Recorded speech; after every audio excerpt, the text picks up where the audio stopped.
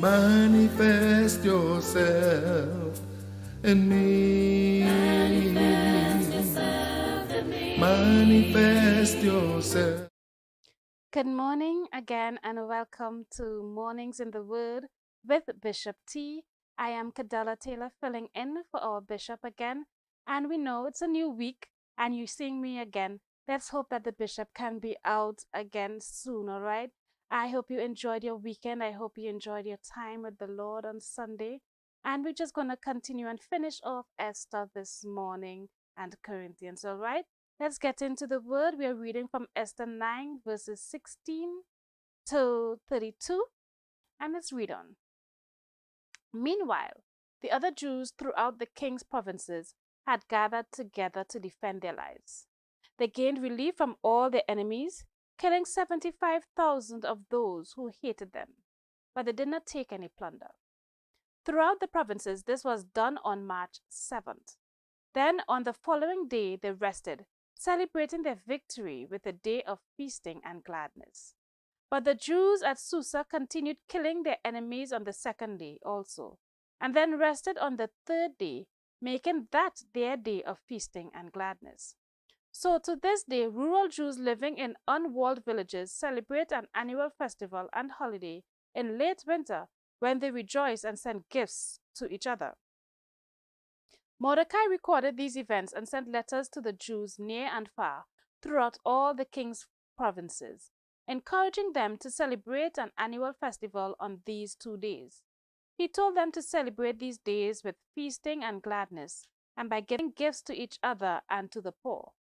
This would commemorate a time when the Jews gained relief from their enemies, when their sorrow was turned into gladness and their mourning into joy.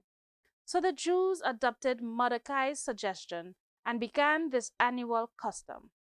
Haman, son of Hammedatha the Agagite, the enemy of the Jews, had plotted to crush and destroy them on the day and month determined by casting lots.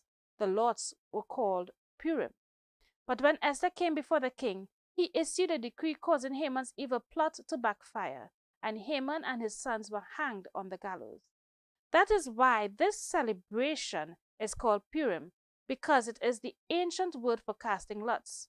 So because of Mordecai's letter and because of what they had experienced, the Jews throughout the realm agreed to inaugurate this tradition and to pass it on to their descendants and to all who became Jews. They declared that they would never fail to celebrate these 2 prescribed days at the appointed time each year. These days would be remembered and kept from generation to generation and celebrated by every family throughout the provinces and cities of the empire. These days would never cease to be celebrated among the Jews, nor would the memory of what happened ever die out among their descendants. The queen, Esther, the daughter of Abihail, along with Mordecai, the Jew, wrote another letter putting the queen's full authority behind Mordecai's letter to establish the festival of Purim. In addition, letters wishing peace and security were sent to the Jews throughout the 127 provinces of the empire of Xerxes. These letters established the festival of Purim, an annual celebration of these days at the appointed time, decreed by both Mordecai the Jew and Queen Esther. The people decided to observe this festival, just as they had decided for themselves and their descendants to establish the times of fasting and mourning. So the command of Esther confirmed the practices of Purim, and it was all written down in the records. Esther 10 verses 1 to 3 continues on. King Xerxes imposed tribute throughout his empire, even to the distant coastlands.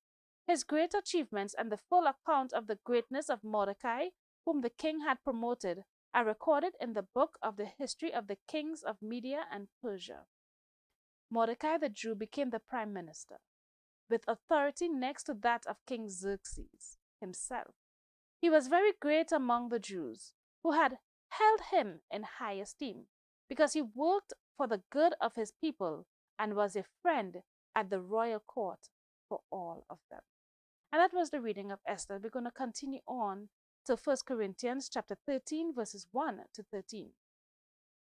If If I could speak in any language in heaven or on earth, but didn't love others, I would only be making meaningless noise like a loud gong or a clanging cymbal. If I had the gift of prophecy, and if I knew all the mysteries of the future, and knew everything about everything, but didn't love others, what good would I be? And if I had the gift of faith so that I could speak to a mountain and make it move, without love, I would be no good to anybody. If I gave everything I have to the poor and even sacrificed my body, I could boast about it. But if I didn't love others, I would be of no value whatsoever.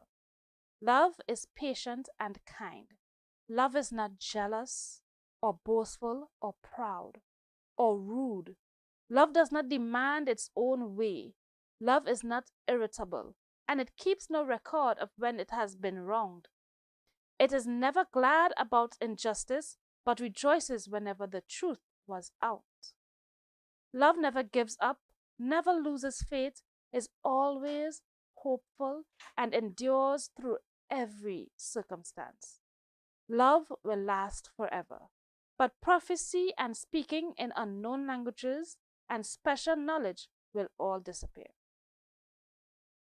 Now we know only a little, and even the gift of prophecy reveals little. But when the end comes, these special gifts will all disappear. It's like this. When I was a child, I spoke and thought and reasoned as a child does.